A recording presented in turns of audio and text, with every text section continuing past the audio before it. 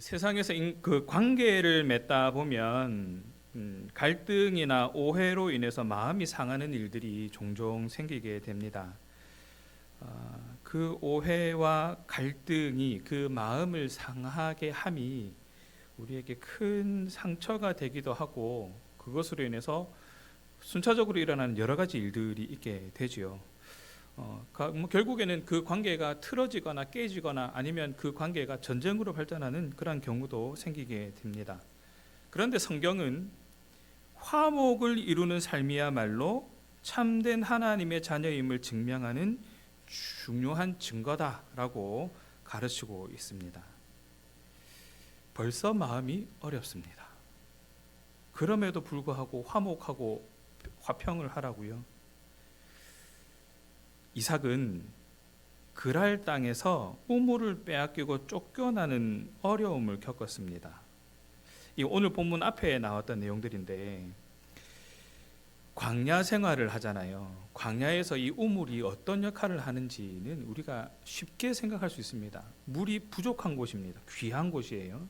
그곳에 우물을 하나 판다라는 것은 그곳을 기점으로 우리 식구들이 먹고 살 수 있는 식수를 마련하는 계기가 되기도 하지만, 데리고 있는 짐승들을 키우기 위해서도 우물이 필요한 거거든요.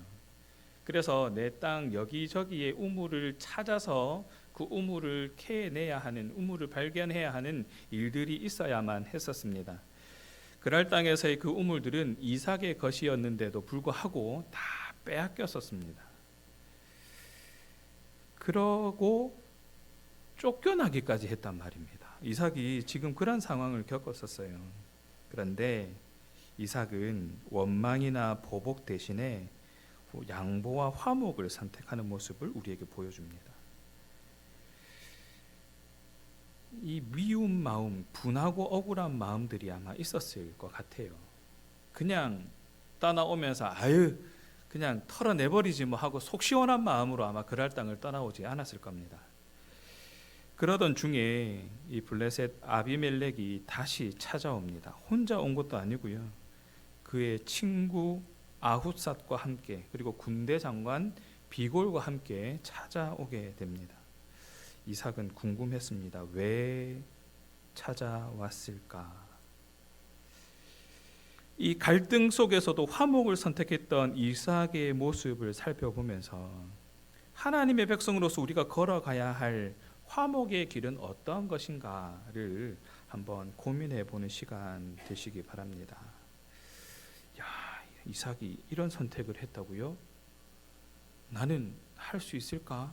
라는 생각을 가지고 한번 오늘 말씀 은혜 함께 나누길 바랍니다. 사랑하는 신앙가족 여러분, 먼저 질문 하나 하겠습니다. 여러분들은 여러분들과 관계 맺는 사람들과 한 사람도 빠짐없이 모든 사람과 더불어 매사에 화목을 유지하며 살아가고 있습니까? 하고 제가 물어보겠습니다. 그러면 속으로 한번 생각해 보십시오. 나는 나와 관계를 맺고 있는 모든 사람들과 단 한 사람도 빠짐없이 모든 사람들과 화목을 유지하며 살아가고 있는가? 다른 말로 하면 여러분의 인간관계는 안녕하시냐라는 질문이 됩니다. 어떤 인간관계가 잘된 인간관계이고 어떤 인간관계를 위해 우리는 신경을 써야 하는가라는 것들을 고민하며 살아갈 수밖에 없지요. 왜냐하면 우리는 함께 살아가고 있기 때문입니다. 그렇다면 어떤 인간관계를 위해서 우리는 살아가야 하는가를 고민을 해보게 되는데, 인간관계를 잘 하려면 어떻게 하면 됩니까? 성경에 답은 나와 있습니다. 화평을, 화목을 유지하라. 화목하게 하면 됩니다. 그런데 그것을 고민하기 위해서 우리가 먼저 해야 되는 것이 뭐냐면, 우리는 왜 그 인간관계를 잘 하려고 하는가에 대한 질문을 먼저 시작해야 된다는 거죠. 함께 신앙생활하는 신앙 공동체가 있습니다. 신앙 공동체의 신앙 가족들끼리는 인간관계가 좋아야죠. 왜요? 내가 직장 생활을 하고 있어요. 그럼 직장 생활을 하고 있는 직장 동료들과 인간관계를 잘 맺어요. 좋은 인간관계를 맺어야죠. 왜요? 동네에서 개를 만들었어요. 개를 만든 사람들과 함께 관계를 유지하며 살아가는데 좋은 관계를 맺으며 살아가야죠. 왜요? 이 왜라는 질문으로부터 시작되어지면 그 인간관계를 잘 해야만 하는 이유가 보다 분명해집니다. 겉으로는 관계를 잘 맺고 원활한 소통을 해서 누구나 다 평안을 유지하기 위한, 즉 화목하게 하기 위한 것이다 라는 아주 겉으로 그럴싸한 이유를 다 대겠지요. 그런데 그 저희에는, 그 마음 깊숙이는 이런 마음도 있습니다.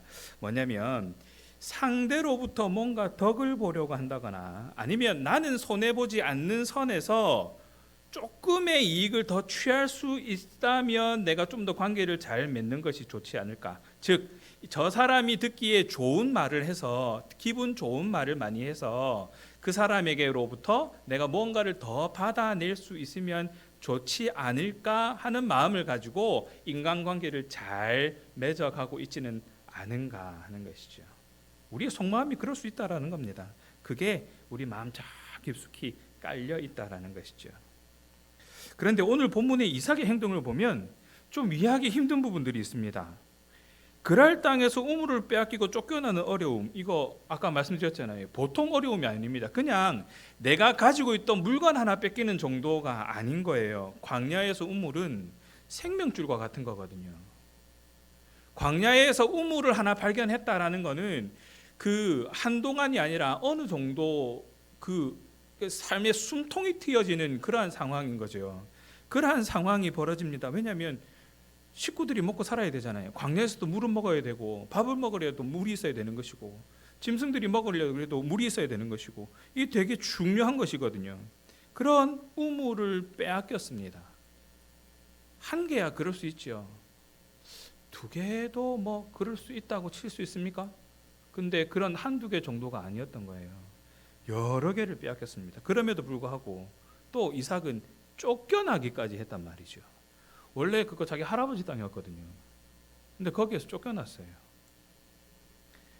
그런데 이삭은 거기에 대해서 원망하거나 복수해야 되겠다는 마음이 충분히 찰 수 있음에도 불구하고 그런 마음을 가지지 않았다는 것이죠. 양보하고 화목을 선택하는 그런 행동을 우리에게 보여줍니다. 그를 미워했던 블레셋 왕 아비멜렉을 맞이합니다. 오늘 본문 26장 26절과 27절입니다. 아비멜렉이 그랄에서부터 이삭에게로 왔습니다. 이삭이 그들에게 이렇게 얘기합니다. 너희가 나를 미워하여 나에게 너희를 떠나게 하였거늘 어찌하여 내게 왔느냐. 이들의 의도가 궁금한 거예요. 나를 쫓아낼 때는 언제고, 이제 와서 나를 다시 찾아오는 이유가 뭐냐. 우물까지 다 뺏어갔으면서 다시 찾아온 이유가 뭐냐. 과거에 받았던 미움과 배척, 그것들이 엄청난 상처였을 겁니다. 그랄 땅에서 여러 번 쫓겨나면서 이삭은 상처를 받을 대로 받았을 겁니다. 이런 그들이 갑자기 친구와 군대 장관을 데리고 공식적으로 찾아왔다라는 것은 이게 단순한 방문은 아니겠구나, 지나가다 들렀다 뭐 이런 정도의 수준은 아니겠구나라고 이삭은 생각을 한 거죠. 그래서 이삭은 왜 왔을까에 대한 의도를 충분히 확인할 필요가 있었던 겁니다. 전쟁을 해야 하나, 아니면 이 찾아온 얘네들만 아무도 모르게 그냥 확 제거해버릴까, 그런 마음을 가질 수도 있지요. 그럼에도 이삭의 태도를 보면 우리가 인간관계를 잘 하기 위한 몇 가지 방법을 볼 수가 있습니다. 그 첫 번째가 뭐냐면 내가 얻으려는 마음보다 기대 이상을 주려는 그런 마음을 가지는 겁니다. 이들이 왜 왔을까를 생각하는 이유는 뭐냐면 그들이 요구할 게 무엇인가를 먼저 생각하는 거죠. 이들의 의도가 무엇일까를 생각하는 겁니다. 좋은 인간관계에서 아까 말씀드렸다시피 뭔가 상대방으로부터 내가 얻을 것이 있지 않을까를 염두에 두고 좋은 인간관계를 맺는다라는 걸 생각해 본다면, 반대로 내가 먼저 주는 거예요. 내가 가지고 있는 것 중에, 내가 나눌 수 있는 것 중에 먼저 그 사람이 얘기하기 전에, 요구하기 전에 먼저 주는 겁니다. 만약에 상대가 생각한 것 이상으로 내가 준다면 기대 이상을 얻어가는 상대의 기분은 어떻겠습니까? 당연히 좋겠지요. 와서 찐빵 하나 얻어가려고 그랬는데 와봤더니 찐빵에다가 요구르트까지 얹어주는 거예요. 와, 이거 좋은데? 하는 마음이 당연히 들 수밖에 없는 것이죠. 겉으로는 아닌 척 하더라도 속으로는 좋을 수밖에 없는 겁니다. 문제는 나한테 가진 게 있어야죠. 찐빵도 겨우 마련했는데, 요구르트는 고사하고 찐빵도 겨우 마련했는데 난 줄 수 있는 요구르트가 없어요. 그러면 어쩔 수 없는 거 아닙니까? 가진 것도 없으면서 마구잡이로 퍼주라는 겁니까? 그게 아니지요. 당장에 줄 수 없다면 우리가 마음만으로도 정성을 다하는 것으로도 충분할 수 있다라는 겁니다. 우리가 인간관계를 맺는 이유가 다른 데 있는 거 아니잖아요. 함께 더불어 화목을 이루어가는 거잖아요. 화목을 이루어가기 위해서 필요한 것은 마음을 얻는 겁니다. 그 마음을 나누는 거잖아요. 그러기 위해서 내가 먼저 그 마음을 나누는 거지요. 웃으면서 미소 지으면서 대하는 겁니다. 전화나 카톡 한 번 더 하면서 돈 들지 않는 노력을 한번 해보는 거죠. 그러면서 그 사람의 마음을 열고 보다 넉넉해지고 나면 내가 나눌 수 있는 것으로 더 나누면 되는 겁니다. 더 부유해지면 그때 더 많이 나누면 되는 것이죠. 평소에 관계가 좋은 사람이 와가지고 은근히 와가지고 뭔가 기대하는 마음으로 왔다 그러면 그래 평소에 나에게 큰 해를 끼친 사람은 아니니까 하나 더 줘도 아깝지 않다 그런 마음으로 얼마든지 줄 수 있겠습니다만, 나를 괴롭히던 사람이, 정말 나를 힘들게 하던 사람이 웃으면서 히히히야 와가지고 하나 얻어갈 거 없어요 하고 오면 정말이지 참기 어려울 것 같습니다. 당장에라도 이게 전문용어로 깃방망이라 그러죠. 이게 막 해가지고 눈앞에 좀 치워버렸으면 좋겠는 그런 마음들이 확 올라올 겁니다. 그런데 이삭은 그 감정을 억지로 눌러가면서 이 상황을 극복해 나가겠다 그런 마음을 가지지도 않았어요. 그리고 이렇게 다가오는 사람들을 무조건 받아들이고자 하지도 않았습니다. 상대의 진심을 듣고 관계 회복의 가능성을 점검하려고 하는 신중함을 보이고 있다라는 것이죠. 상대의 진심을 듣는다라는 거, 이게 참 중요한 것 같습니다. 단순히 감정적인 반응이 아니라 지혜로운 신앙인의 모습이 아마 여기에 있지 않는가라는 겁니다. 당장에라도 저는 이삭이었으면 당장에라도 그냥 가라 하고 그냥 안 만났을 것 같아요. 내가 우물을 몇 개를 빼앗겼는데, 내가 억울하게 쫓겨나기를 몇 번을 쫓겨난, 도대체 네가 감히 나한테 가라, 이게 당연한 반응일 수 있습니다. 감정이 앞설 수밖에 없으니까요. 그런데 이삭은 그러한 감정을 눌렀다라는 표현도 없어요. 그저 먼저 듣습니다. 진심을 묻은 정직한 대화로부터 그 회복을 시작하려는 이삭의 태도가 그냥 삶에 배어 있는 거죠. 이삭은 왜 이렇게 할까? 왜 이렇게까지 할까? 이삭에게 있어서 인간관계, 이삭에게 있어서의 그 관계라는 것이, 이삭에게 있어서의 그 관계를 맺음의 왜라는 그 부분이, 그 대답이 상대를 대하는 이 행동에서 그대로 드러난다라고 볼 수 있습니다. 28절을 한번 보십시오. 그들이 이렇게 얘기합니다. 여호와께서 너와 함께 계심을 우리가 분명히 보았으므로 너와 계약을 맺으러 왔다. 뜬금없이 아비멜렉이 와가지고 그래요. 너랑 계약 맺고 싶어. 우리 화친의 계약을 맺자라고 얘기를 하는 겁니다. 성경에 아비멜렉이 왜 이렇게 이삭을 찾아올 수밖에 없었는가, 이런 원인을 정확하게 기록한 부분들이 없어요. 다만 우리가 유추해 볼 수 있는 것은 뭐냐면 이런 거예요. 그 아비멜렉이 이삭을 다시 찾아오는 이유는 예전에 그랄에서처럼 이삭에게서 우물을 빼앗기 위함이다도 아닌 거는 분명해요. 또 이삭이 가진 것 중에 짐승이든 재산이든 이런 것을 빼앗기 위해서 다시 찾아왔다, 이것도 아닌 게 분명합니다.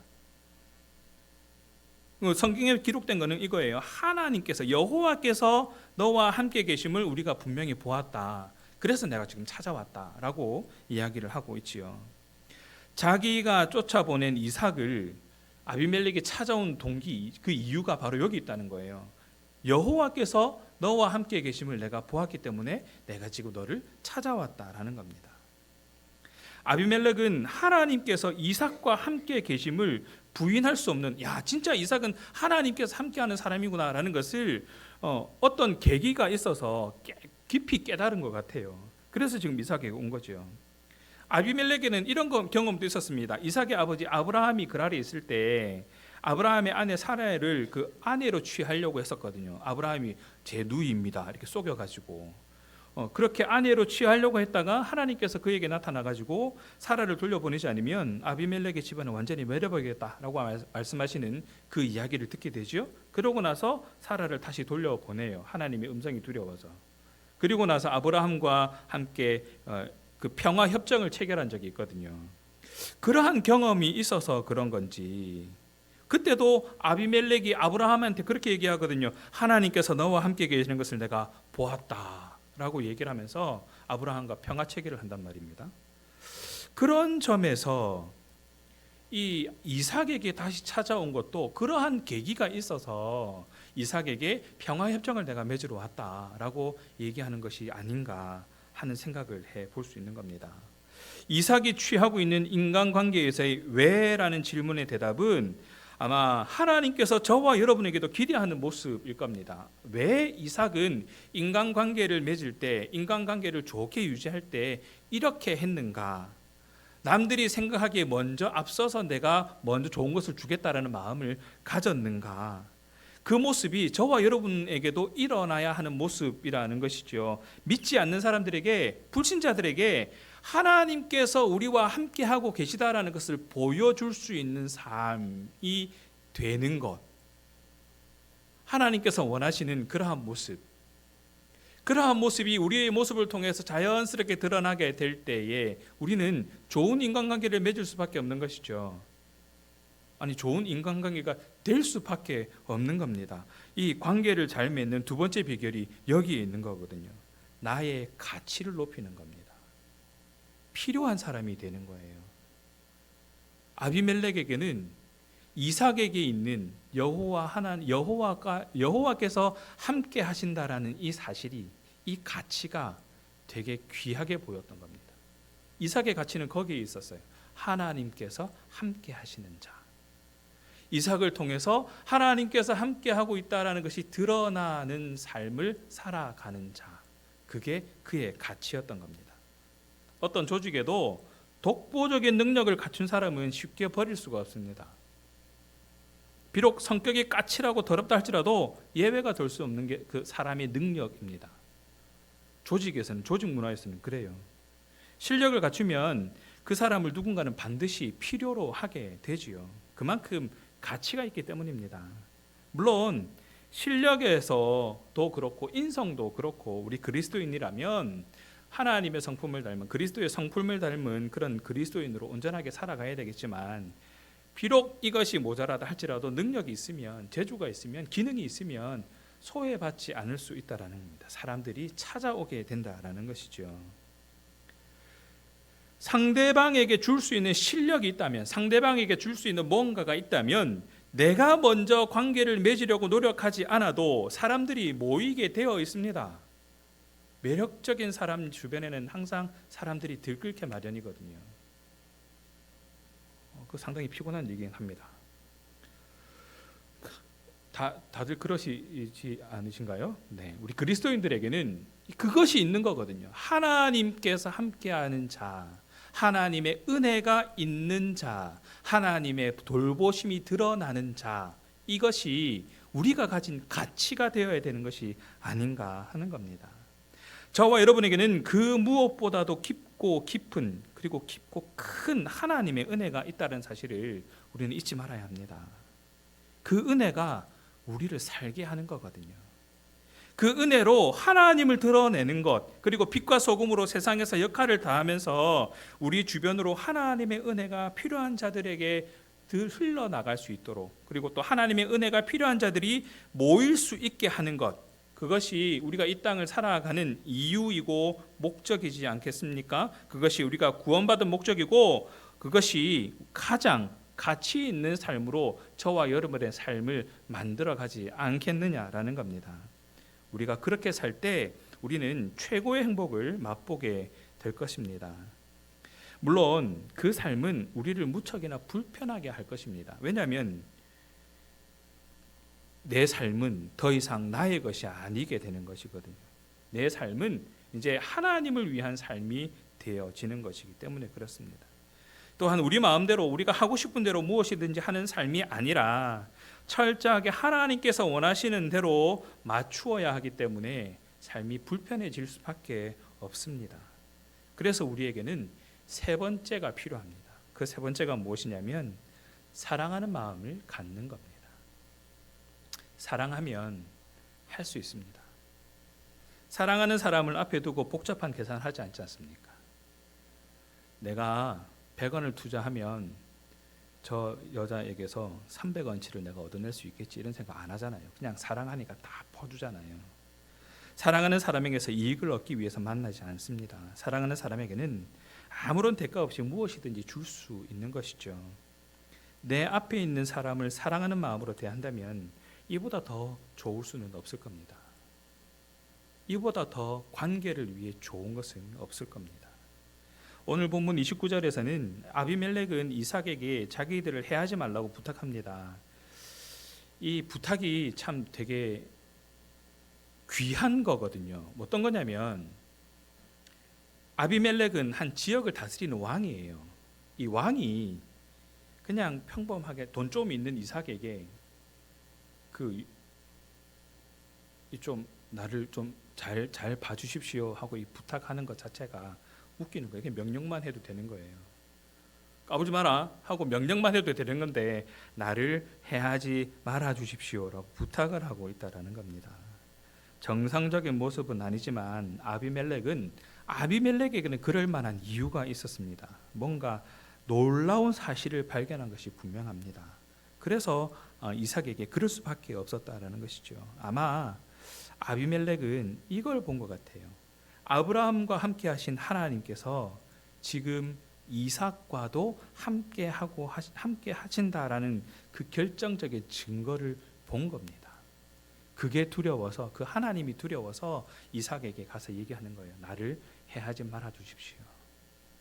당신과 함께 하고 있는 그 하나님이라면 정말 내가 두려울 수밖에 없는데 그 하나님께 나를 해하지 말아 달라고 좀 기도해 주십시오. 이삭이 그 미워했던 마음, 증오하는 마음을 조금이라도 탁 돌이켜가지고 하나님 얘네들 안 되겠습니다 하고 얘네들 쳐주십시오 라고 기도하면 당장에 그들은 멸할 수밖에 없다라는 그 두려움이 앞섰던 것이죠. 꼼짝없이 하나님께 멸망받고 멸망되어지고 말 것이다라는 그 두려움이 아비멜렉에는 있었던 것 같아요. 그래서 아비멜렉은 이삭에게 부탁합니다. 자기들에게 해하지 말아달라. 우리가 그래도 가는 길에 잘 갈 수 있도록 가만히 내버려 뒀잖아요. 그러니까 우리 좀 그냥 잘 봐주십시오. 이렇게 얘기를 하고 있는 겁니다.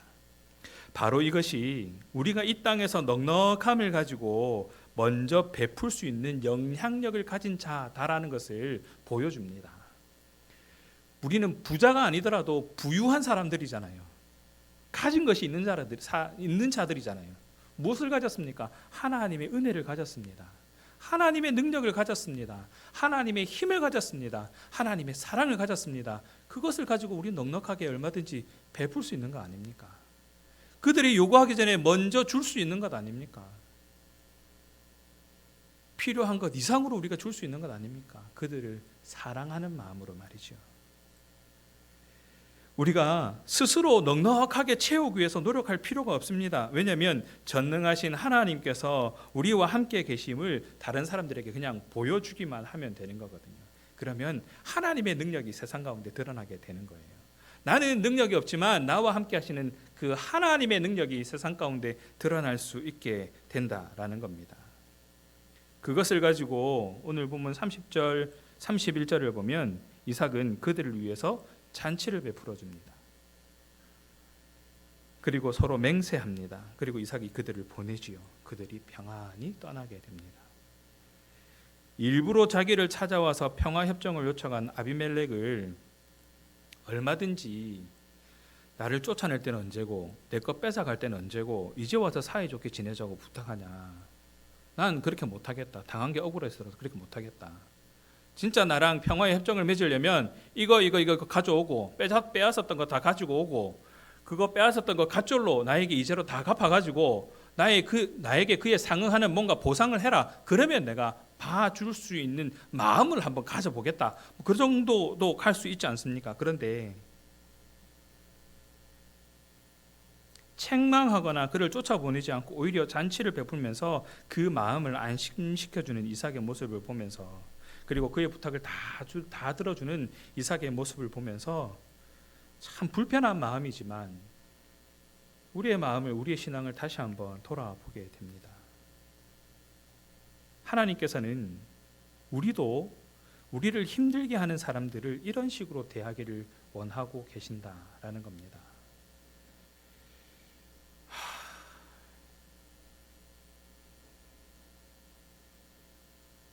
심지어 원수를 원수로 갚지 말고 은혜로 갚으라고 말씀하시거든요. 로마서 12장 17절에서 19절을 보면 이렇게 얘기합니다. 아무에게도 악을 악으로 갚지 말고 모든 사람 앞에서 선한 일을 도모하라. 할 수 있거든. 너희로서는 모든 사람과 더불어 화목하라. 내 사랑하는 자들아, 너희가 친히 원수를 갚지 말고 하나님의 진노하심에 맡기라. 기록되었을 때 원수 갚는 것이 내게 있으니 내가 갚으리라. 이렇게 할 때 그 모든 유익을 우리가 보게 되는 줄 아시고 이렇게 살게 해달라고 기도하고 그렇게 살아갈 수 있도록 노력하는 우리의 모습이 되어야 한다라는 것입니다. 이게 참 마음이 무거운데 이게 가능할까 싶은데 우리는 그렇게 살아야 돼요. 왜? 하나님의 말씀이기 때문에 그렇습니다. 왜냐하면 하나님께서 이렇게까지 말씀하시는 이유는 우리가 그렇게 행함으로써 우리에게 단 한 명의 원수도 남아있지를 않기 바라기 때문에 이렇게까지 하라고 말씀하시는 겁니다. 하나님께서 그런 우리에게 이삭에게 주신 것 같은 복을 부어주실 것이고 또 우리를 그렇게 귀하게 사용해 주셔서 저와 여러분의 삶을 통하여서 이 땅 가운데 하나님 나라가 드러나는 또 하나님을 알지 못하는 자들이 하나님을 알게 되는 그러한 은혜를 맛보게 하실 것이라는 것을 우리에게 보여주고 있는 겁니다. 오늘 본문에 제가 방금 읽은 로마서 12장 17절에서 19절의 말씀 중에서 주목해 봐야 될 표현이 있는데 너희로서는 이라는 표현이에요. 한번 자막 한번 보세요. 18절에 있습니다. 너희로서는 이라는 표현이 있는데 이게 화목하기 위해서는 양쪽이 다 그 마음을 합해야 되는 거예요. 손뼉도 이렇게 마주쳐야 소리가 나잖아요. 그런 것처럼 화목도 서로 마음을 맞추어야 하는 건데 너희로서는 이라는 표현은 뭐냐면 상대가 굳이 그렇게 하지 않더라도 너희는 그것을 위해서 더 노력을 해야 한다라는 의미를 담고 있는 거거든요. 성도가 먼저 책임 있는 자로 그 화목을 이루기 위해서 노력을 해야 한다라는 의미를 거기에 담고 있습니다. 또 이어지는 모든 사람과라고 하는 표현이 그거예요. 교회 안에서 같은 신앙을 가지고 있는 우리끼리야 얼마든지 잘 지낼 수 있죠. 조금 미워도 아이고 그래도 하고 잘 품을 수 있죠. 그런데 여기에서 이 모든 사람이라는 표현은 나에게 상처를 준 사람, 심지어 원수까지도 포함하고 있다는 사실을 우리는 기억해야 합니다. 그래서 이게 참 어려운 거예요. 쉽지 않은 일입니다. 그래서 우리는 성령의 능력이 필요한 것이고 하나님이 붙드심이 절대적으로 필요한 것이죠. 헬라어의 이 표현을 보면 단순히 이 헬라어의 표현에서 이 화목이라는 말이 단순히 싸우지 않는 그러한 상태를 넘어서서 적극적으로 평화를 누리고 관계를 회복하는 것을 의미해요. 조금이라도 상처를 줄 것 같으면 미리 가서 미안하다 사과하고 거기에 대한 보상을 하고 서로 힘들 것 같으면 먼저 가서 도와주고 먼저 베풀어주고 사랑하는 마음을 가지고 누가 또 이렇게 일이 생길 것 같으면 먼저 가 도와주고 그런 것들을 적극적으로 행하는 것들을 포함합니다. 결국 하나님의 백성은 어떤 상황에서도 먼저 평화를 선택하고 화목을 이루기 위해서 노력해야 한다라는 것을 우리에게 말씀해 주고 있는 겁니다. 우리가 매사에 그렇게 살아갈 때에 하나님을 알지 못하는 자들도 그런 우리를 통해서 하나님을 발견하게 될 것이기 때문입니다. 그리고 그들도 우리가 믿는 하나님, 내가 알고 있는 하나님, 그 하나님을 당신의 하나님으로, 자신들의 하나님으로 받아들일 수 있게 된다라는 것이죠. 나중에 하나님께서 그런 우리들에게, 이 일들을 잘 감당한 우리들에게 이렇게 칭찬할 것입니다. 잘하고 충성된 종아, 착하고 충성된 종아, 내가 작은 일에 충성하였으니 많은 것으로 내게 갚아주겠다. 그렇습니다. 하나님의 백성은 그리스도를 통해 하나님과 화목을 이룬 존재임을 깨닫고 다른 사람과도 화목을 이루어야 하는 사람입니다.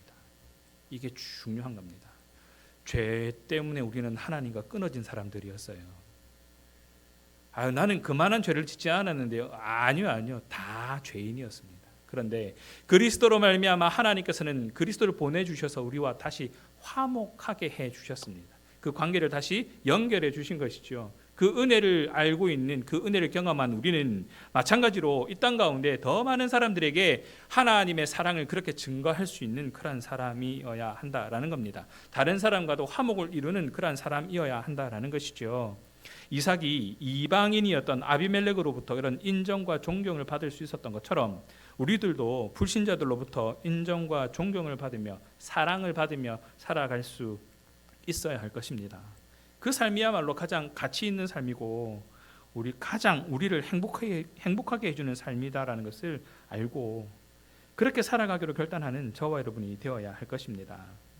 그렇다면 내가 화목을 이뤄야 할 대상은 누군지 한번 살펴봐야겠지요. 모든 사람과 화목을 이루는 사람이 되기 위해서 나는 무엇을 결단하고 실천할 것인지 기도하면서 은혜를 구하는 저와 여러분 되기를 간절히 바랍니다. 말씀을 정리합니다. 세상에 많은 사람들이 아직 상처와 분열 속에서 살아가고 있습니다. 나로 인한 분열과 상처도 있고요. 나와 상관없는 그런 분열과 상처도 있습니다. 그러나 인간이 죄로 인해서 하나님과 깨어진 그 관계를 그리스도를 통해 회복해 주셨다라는 사실, 그리고 하나님께서 하셨던 그 일들을 저와 여러분에게도 지금 맡기고 계시다라는 겁니다. 로마서 15장 33절은 이렇게 얘기합니다. 평강의 하나님께서 너희 모든 사람과 함께 계실지어다. 그리고 그리스도를 통해 인간과 하나님 사이에 화목을 이루셨다라는 것을 우리에게 다시 한번 보여주십니다. 고린도후서 5장 18절에서 19절입니다. 모든 것이 하나님께로부터 났으며 그가 그리스도로 말미암아 우리를 자기와 화목하게 하시고 또 우리에게 화목하게 하는 직분을 주셨으니 세상을 자기와 화목하게 하시며 화목하게 하시는 말씀을 우리에게 부탁하셨느니라. 이처럼 그리스도 안에서 화목하게 된 우리는 그 은혜를 깨닫고 모든 관계 속에서 화목을 이루는 삶으로 나아가야 합니다. 매일의 삶 속에서 하나님의 은혜를 기억하고 실천해야 할 믿음의 열매가 우리 가운데 있어야 한다라는 겁니다. 우리가 하나님의 마음을 닮아서 우리가 머무는 자리마다 화목이 피어나고 또 하나님으로부터 오는 그 평화가 흘러나가게 되기를 소망합니다. 그래서 우리는 화목의 은혜와 부르심을 삶의 자리마다 흘려보내기를 간절히 기도할 수 있는, 소망할 수 있는 그런 삶을 살아가야 할 것입니다. 하나님께서 기뻐하시는 화목의 도구가 되어서 또 모든 사람과 더불어 화목을 이루어가며 살아가는 그런 저와 여러분 되기를 간절히 소망합니다.